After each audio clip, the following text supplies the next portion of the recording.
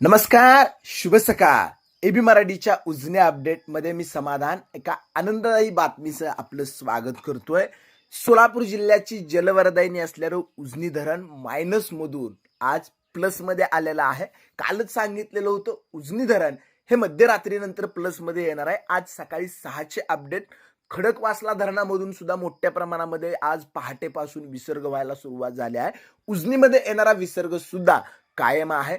आज सकाळी 6 वाजताच्या अपडेटनुसार उजनीमध्ये दौंडमधून येणारा विसर्ग जो आहे तो 1,17,263 क्युसेक्स इतका असून उजनीची टक्केवारी आपण पाहिलं तर उजनी उपयुक्त पाणी पातळी म्हणजेच प्लसमध्ये 4.90% इतका पाणीसाठा उजनीमध्ये झाला आहे. उपयुक्त पाणी पातळी टीएमसीचा आपण विचार केला तर 2.63 टीएमसी इतका आहे. तर एकूण पाणीसाठा जो आहे तो 66.28 टीएमसी इतका झाला आहे. एकूणच उजनी धरण हे -28% गेलेलं होतं.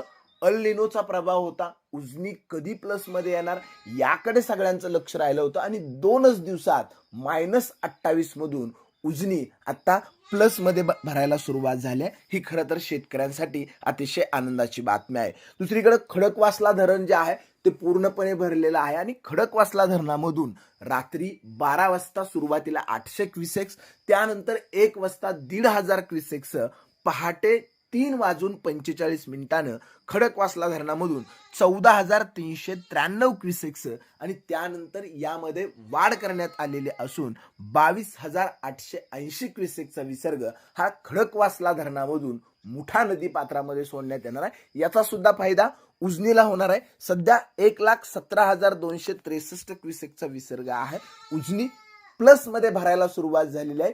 उपयुक्त पाणी पातळीमध्ये 4.90% इतका पाणीसाठा झालेला आहे.